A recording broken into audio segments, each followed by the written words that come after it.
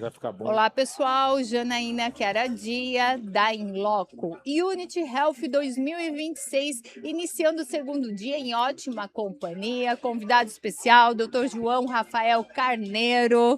Olha aí, pessoal, estamos aqui ao vivo. Radiologista, especialista em diagnóstico por imagem, com atuação em imagem da mulher e imagem pediátrica. O tema, doutor João Rafael aqui, ultrassonopodografia, endometriose superficial. Acertei, doutor? Acertou o nome, ultrassonopodografia. Olha aí, ó, fui desafiada e deu certo. Deu certo, muito bem. Doutor João Rafael vai tratar aqui conosco de um tema super relevante. Endometriose, uma doença que apresenta diferentes manifestações, doutor. Muitas vezes o caminho até o diagnóstico envolve desafios importantes. Perfeito. Quando falamos especialmente em endometriose superficial, a qualidade da avaliação por imagem pode ser fundamental para compreender melhor a extensão da doença e contribuir para uma conduta mais adequada. Por isso que trouxemos o senhor aqui e agora nós queremos entender, doutor, o que é efetivamente a ultrassonopodografia e qual a sua importância para a investigação da endometriose superficial. Perfeito. Primeiro, agradecer pelo convite, parabenizar pelo evento e também parabenizar pela escolha do tema da endometriose. E aí a gente sempre começa falando o seguinte, que a endometriose é um problema de saúde pública. Então a gente está falando de uma doença que atinge cerca de 10 a 15% das mulheres, prejudicando muito a qualidade de vida da mulher. É uma das maiores causas de afastamento de mulheres do mercado de trabalho, das escolas, porque também começa na adolescência. Sim, Está muito relacionado a outro problema de saúde pública, que é a infertilidade, a verdade. subfertilidade, e também é outro ponto que a gente tem que se preocupar hoje, porque nossa população está envelhecendo e a gente não está reproduzindo isso a nível mundial o quanto deveria. E vindo especificamente para a endometriose, uma das grandes dificuldades da endometriose é o diagnóstico. Então, para a gente tratar bem, a gente tem que primeiro diagnosticar de forma assertiva. Sim. E não só diagnosticar, mas como dimensionar a extensão de uma doença. E no caso da endometriose, isso é muito desafiador, você diagnosticar e dimensionar a extensão, o que é que ela acomete. E aí, quando a gente vai falar de diagnóstico e dificuldade, ainda tem outro ponto: os sintomas não são específicos. O mais comum é a dor pélvica, mas são mulheres que podem parar no ortopedista porque tem dor na lombar e de forma cíclica durante o ciclo menstrual. São mulheres que podem parar no ortopedista por dor no ombro direito, o que é que tem a Uau! ver? Mas pode acometer o diafragma. Então perceba sintomas urinários, sintomas da parte do aparelho digestivo, dor ao defecar, sangue nas fezes. Então são sintomas não específicos. Nervo ciático, não. Pode ter acometimento neural da pelve, pode ter acometimento sim, inclusive Uau! de plexos e até do nervo ciático. Então pode causar dor na perna, pode causar perda, alteração motora da bexiga, alteração motora da perna, do pé. Então isso tudo pode acontecer porque acomete a cavidade pélvica e não só a cavidade pélvica, como falei em outros locais, como o tórax, mais raro, mas acontece. E ao cometer a cavidade pélvica, você pode pegar estruturas como nervos. Sim. E aí, quando a gente vai falar da dificuldade para chegar na endometriose superficial, os subtipos ou os fenótipos da endometriose principais são a profunda, que é tão falada, né? Que todo mundo fala, eu tô com endometriose profunda, e dando até uma ideia de gravidade, profundo não é igual a grave. Entendi. Então vamos já começar a desmistificar Isso. isso. Pronto. Mas a profunda é porque acomete de forma mais profunda a cavidade, estruturas mais profundas. E nós temos a forma ovariana, que é o endometrioma, né, que é a forma cística, que acomete ali o ovário. E outra forma é a superficial, que acomete a membrana que recobre a cavidade abdominal, que recobre a cavidade pélvica, é o peritônio. E esse Uhum. peritônio, ele é acometido, não a forma mais superficial, por isso que é chamada de endometriose superficial ou peritoneal. E essa forma, por ser um foquinho menor, é mais difícil da gente diagnosticar no diagnóstico por imagem. Resultado, é difícil, mas não é impossível. E Uhum. por isso que investir em novas técnicas como a ultrassonopodografia é importante para a gente tentar melhorar a acurácia do exame de imagem. Ainda hoje, quando nós falamos de endometriose superficial, ela é um desafio diagnóstico, e aí tem um ponto importante que é o diagnóstico começa na clínica da paciente. Se a paciente tem um contexto clínico indicativo de endometriose, o exame de imagem não afasta. Um exame negativo não é igual a não ter endometriose. Pode ser uma forma superficial. Sim. E muitas vezes você vai fazer um teste terapêutico, você vai tratar. Às vezes, se não responder e continuar tendo dor, porque apesar de superficial e pequeno, é um pequeno gaiato e pode causar muito sintoma, e tirar a mulher do seu cotidiano, da sua qualidade de vida. E aí também tem a questão da saúde mental. E aí, por isso que algumas vezes pode chegar até em diagnósticos cirúrgicos, que era a realidade da endometriose de anos atrás, de mais de 10 anos atrás. Era um diagnóstico cirúrgico a endometriose. Aí a imagem veio trazendo o diagnóstico da endometriose profunda e hoje a imagem é o padrão ouro para o diagnóstico da endometriose profunda, mas na superficial ainda não temos o padrão ouro. Então, tem dificuldade na cirúrgica, tem dificuldade na imagem, e por isso que a gente tem que desenvolver novas técnicas e falar sobre. Sabe, doutor, vamos quebrar um pouco o protocolo aqui do nosso roteiro do podcast, porque essa temática realmente chama atenção. Eu passei por 2 gestações, nunca tive esses sintomas que o senhor falou, mas acompanho pessoas que têm. Perfeito. Primeira pergunta: a pessoa que ela tem endometriose, a mulher, ela não consegue engravidar? Mito ou verdade? Existe uma alta correlação entre as duas doenças. A endometriose pode ser uma causa de infertilidade e pode sim.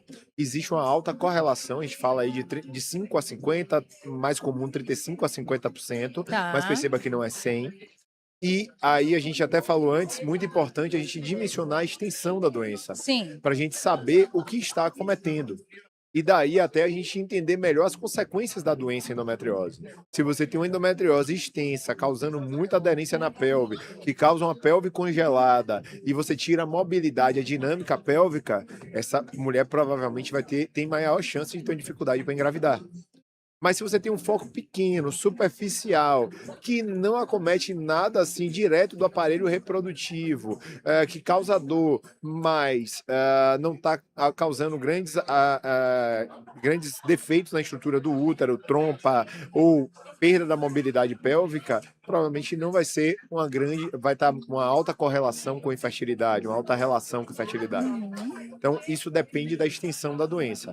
E muitas mulheres, inclusive tem até um caso engraçado que chega no meu consultório e fala assim: doutor, eu tô grávida, É isso que eu ia perguntar. mas eu tenho endometriose. Era a próxima pergunta. Parabéns, parabéns. Então, se quem acha que endometriose é método contraceptivo, levanta, Não precisa. pode ficar com a barba de molho, ou então deixa a barba do marido de molho, porque vai engravidar.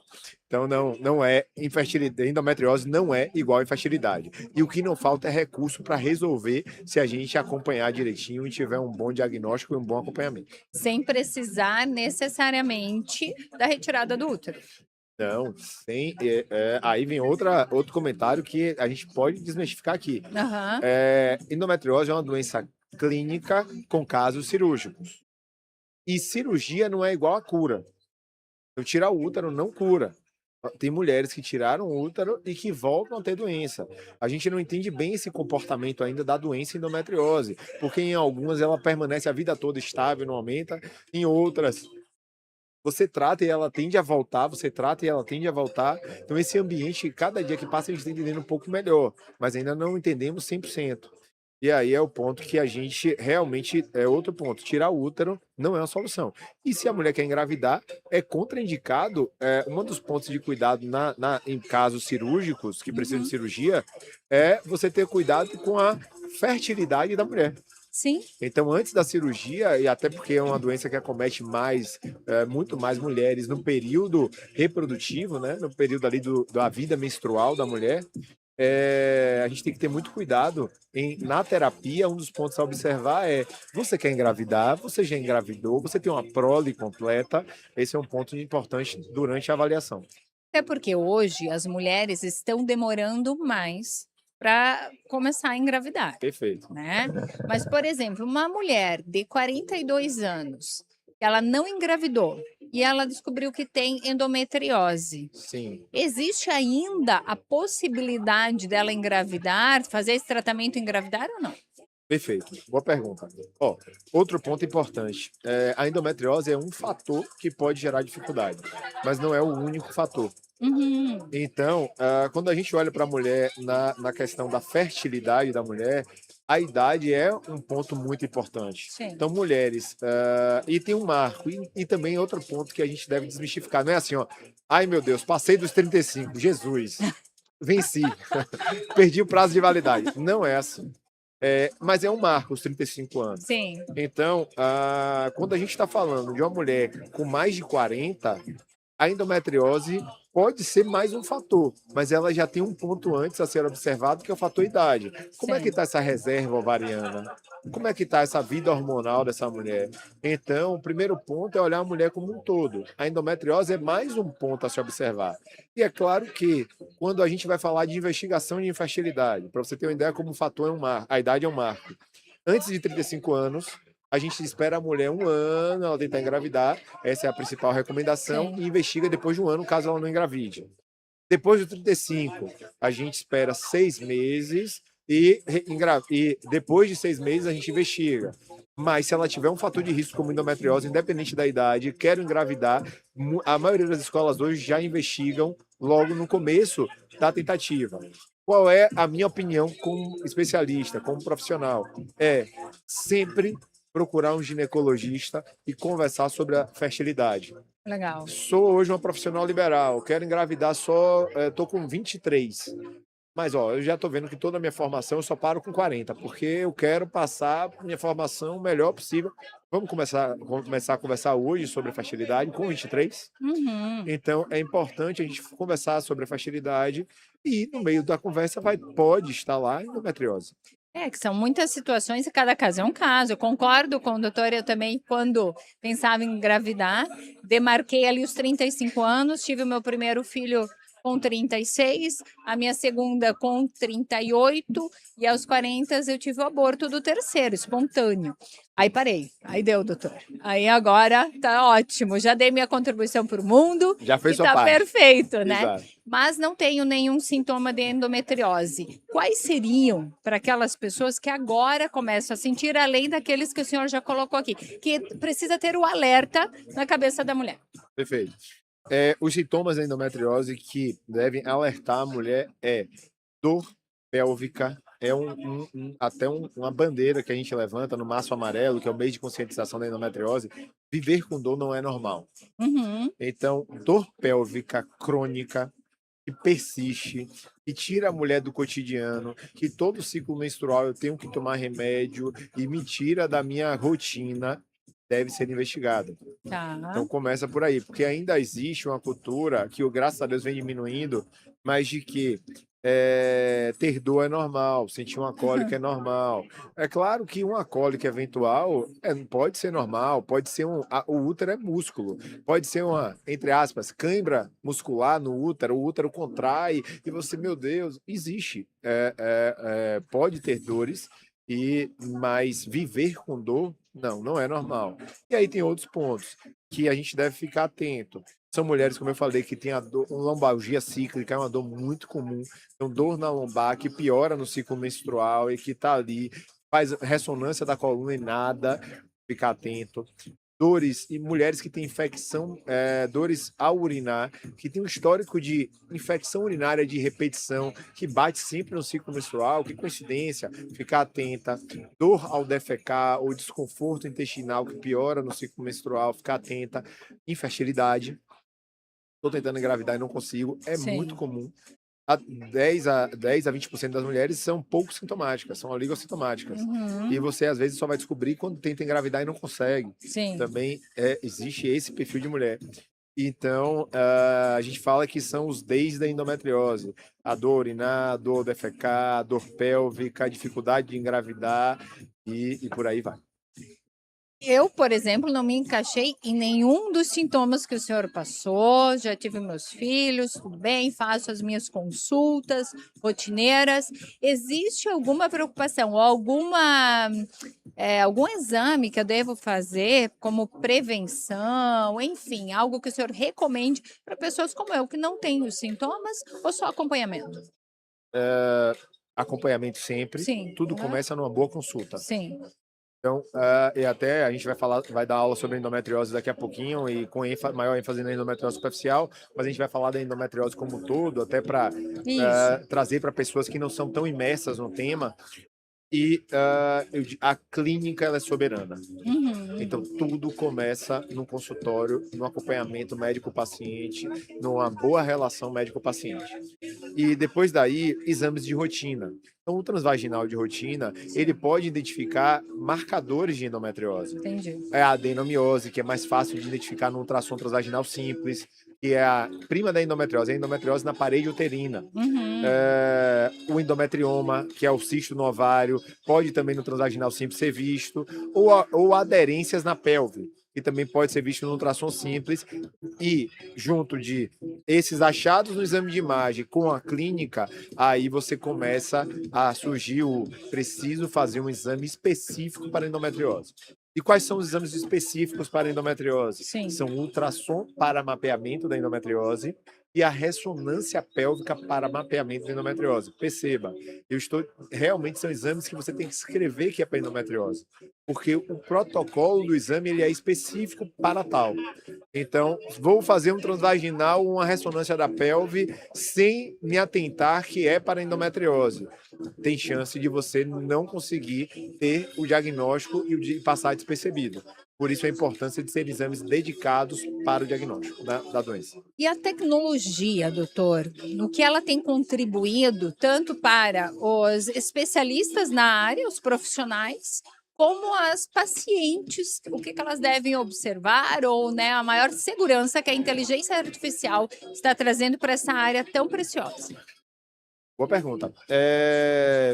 Primeiro, a tecnologia nos possibilitou ter um melhor entendimento de doença. A Uhum. partir do momento que os exames de imagem melhoraram, que o conhecimento que permeia a área melhorou, o conhecimento médico, o entendimento de doença melhorou e o tratamento vem melhorando muito. Ah, Então, primeiro ponto, a tecnologia e o diagnóstico por imagem nos possibilitou entender melhor a doença endometriose, que antes a gente tinha que ir para um procedimento cirúrgico diagnóstico, ou seja, tinha que abrir para entender a extensão. Hoje não, hoje a gente consegue ter um entendimento melhor de doença pela, pela, pela, pelo exame de imagem. Então, sim. primeiro ponto. Segundo ponto, também está evoluindo o entendimento biomolecular da doença. A gente está entendendo melhor sobre marcadores de doença, sobre a parte genética, a parte biomolecular mesmo da doença, algumas proteínas, a parte de Uhum. microflora intestinal, da microbiota, a gente vem entendendo melhor e tudo isso favorece para a gente tentar buscar cada vez mais o tratamento mais assertivo. Quanto à inteligência artificial, ela já está nos ajudando e atuando na aquisição dos exames. Legal. Então, não é nem na interpretação necessariamente, mas a ressonância da pelve, que já demorava 30, 40 minutos, hoje nós temos na ressonância magnética já uma realidade de 10, 15 minutos. Então, um exame mais confortável, mais seguro e com qualidade de imagem melhor para diagnosticar o foco superficial menor. A mesma coisa na ultrassonografia, equipamentos com melhor qualidade de imagem, equipamentos que nos permitem ter uma melhor definição de focos menores, mais Uhum. superficiais. E aí ainda vem a questão da correlação, que eu defendo muito, que é a fusão dos métodos. Então, o que é que o ultrassom tem para dar de melhor? O que é que a ressonância tem para dar de melhor? O que é que a histerosalpingografia, o exame das trompas, tem para acrescentar? E a gente ainda melhora mais o entendimento de doença e vai ser pauta da nossa aula hoje, Uau, olha juntando aí. aí um pouquinho desse universo. E é isso. Então, sobre a interpretação com IA, ela vem sendo, sim, desenvolvida, ainda não é uma realidade de prática, mas já está no campo de desenvolvimento. E aliado com a inteligência artificial, os conhecimentos, a tua prática, visão de futuro para uma área como a sua? A visão de futuro é a gente ainda vai ter. Eu falo sobre endometriose há 10 anos. E nesses 10 anos é impressionante como mudou. Lá atrás, tinha slides falando, tentando defender que a imagem era o padrão ouro e não a cirurgia do diagnóstico. Hoje já é consolidado, já mudou, é uma realidade. Na endometriose profunda, no endometrioma, a imagem é o padrão ouro. Hoje a gente está num campo de melhorar ainda mais os focos menores, porque a gente entende que o foco menor ele é um problema de saúde pública tanto quanto o foco profundo. Então, estamos nisso aí. E para o futuro, o que ainda vai vir muito é a questão de melhoria do tratamento clínico. Eu acredito que vão surgir medicamentos que vão ser mais assertivos em tratar a doença em específico. Hoje a gente tem um tripé de tratamento, que é a parte de bloqueio hormonal, que age principalmente na dor, e que a gente não entende ainda muito bem controle de doença com bloqueio dos hormônios, Sim. mas tem algo por aí que a gente vê que parece que realmente também tem uma correlação, mas a garantia hoje é controle da dor, tratamento da dor, que é muito importante no tratamento, e a parte de hábitos, né? Atividade física, alimentação.